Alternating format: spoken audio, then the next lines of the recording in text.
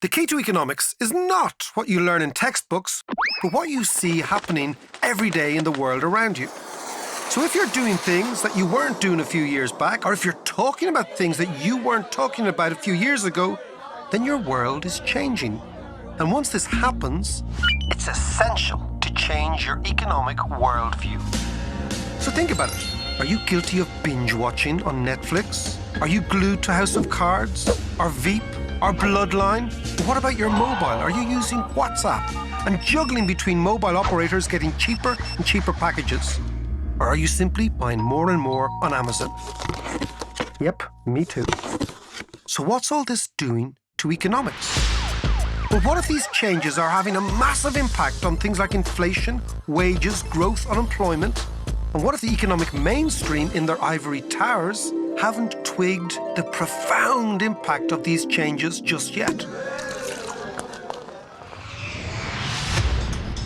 So, for example, inflation around the world, particularly in the United States, should be rising as unemployment is falling. But this is not happening.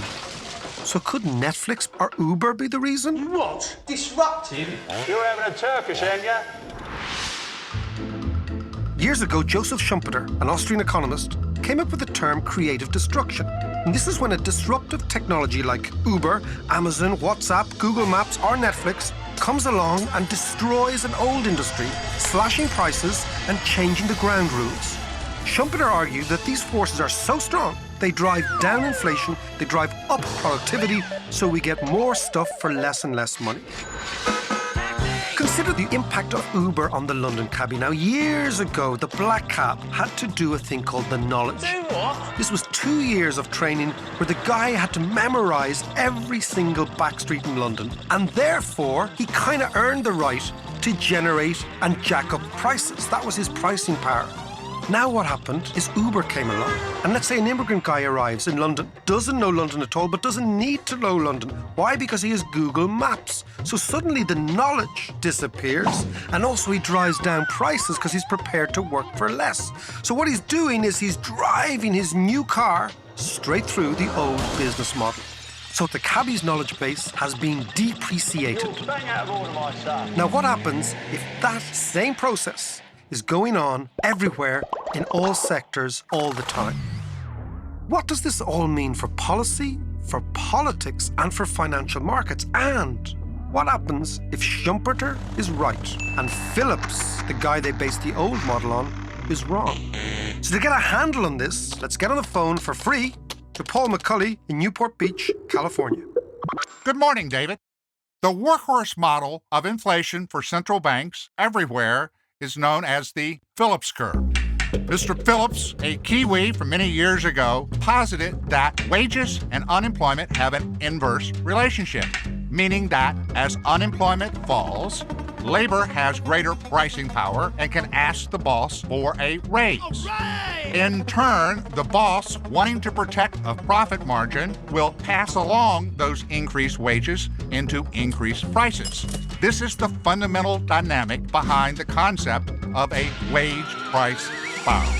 In a word, David, the Phillips curve has flattened dramatically since the financial crisis. Unemployment in the United States has come down and down and down from over 10% to 4%, but the response in wages going up has been a damn squib. So it's really a battle between Schumpeter and Phillips. Now, what happens if this Schumpeter guy is right? I mean, for example, there's disruptive technology everywhere. Trump himself is a disruptive technology.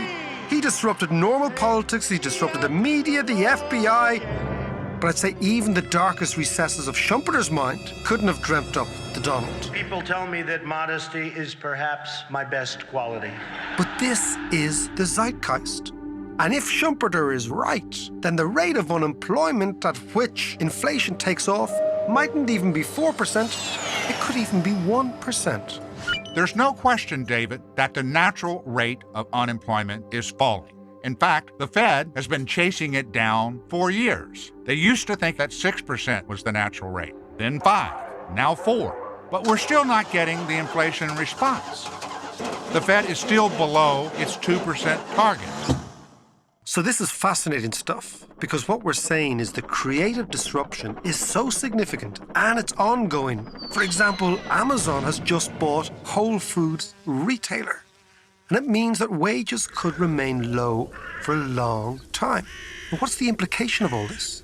The implications are profound, David, and they're also global.